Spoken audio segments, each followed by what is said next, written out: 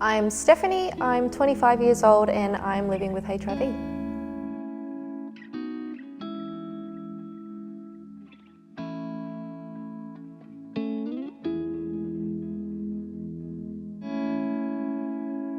First person I told was my dad. So I had a ex-partner at the time who had an STD, and I'm like, well, hey, I should get checked, as everyone should, you know, no matter what age you are.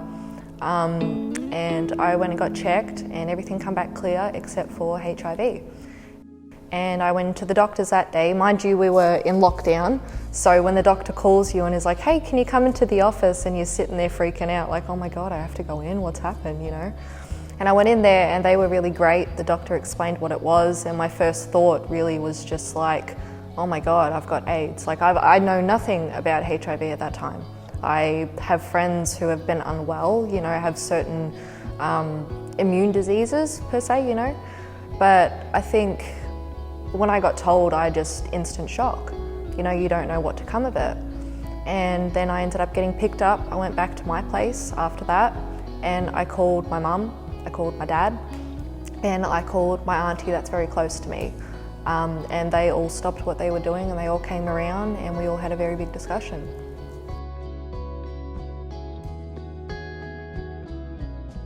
Yeah, so I disclosed quite early. And so after a few days after my diagnosis, I thought to myself, okay, well, how can I start to process this? And my first thought was to disclose it to family members. And so I did call up, you know, certain aunties in the family, certain uncles, my cousins, you know, the ones that had been aware of me being sick, you know, the last couple of years. And to be like, hey, I finally got an answer, but here it is, you know. And a lot of them reacted in a very emotional way because I couldn't go to their door in lockdown and be like, hey, let's sit down and talk about this. I had to do it over FaceTime, and that was very hard for me to do. But I noticed the more family members that I actually told that I felt comfortable telling, it actually helped me process. And I did get a lot of positive responses in terms of support and love. You know, I didn't get any kind of negativity of like, oh, you're disgusting, or no way, denial, you know. I didn't get any of that because they had seen how unwell I'd been for quite a few years. And it was just nice to kind of sit there and feel understood in a way. You know, my aunties kind of understood more because they are an older generation. They, you know, either went through the 80s, the 90s of, you know, seeing what was around there, you know, and it was just a matter of, they all assured me that there's so much different regarding that in this time and age now, you know. And even myself, I didn't know too much at that time, so even them telling me, you know, while I'm trying to tell them, it was just like, oh, it just felt so comforting. Yeah, so I don't really think I got any kind of negative responses, and it felt good. It felt really good to process it that way. I think just when it feels right. I don't feel like it needs to be a setting. You know, I feel like, so I've spoken to friends where it's just, we'll have a very deep and meaningful conversation, and it felt right to bring it up at the time, not just because I went around there to tell them.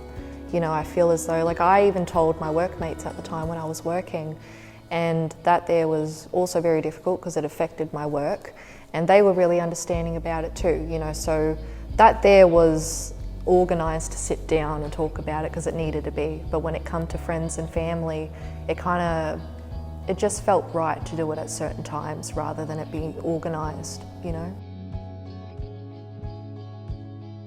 Yeah, definitely. There were, you know, a few flings that I went through, relationships, sexual partners, and, you know, I have copped the bad end of the stick with that majority of the time, you know, and it does suck. It really does, you know, because you can't help but think, oh, is it because of this? You know, I myself am a very open person when it comes to things I want to say to the right people. And when it comes to saying that, you feel like you've said it to the right people, and then 2 weeks later they don't want anything to do with you, and you can't help but be like, oh wow, well, I wonder if it's that, because it's so stigmatized, you know. But At the end of the day, the way I see it now is if you don't want to be a part of my life and understand what I'm going through or even respect what I'm going through, there's the door, you know? I'd want them to know you don't need to fear it. Do your research. There's so much out there now that all you have to do is Google or YouTube or anything. There's communities out there now that there's so much there that can inform you. You know, do your research and notice that it doesn't need to be a fear. You know, it's scary, yes, but you don't need to fear it in itself. I think it's something people should care about because it's very stigmatized.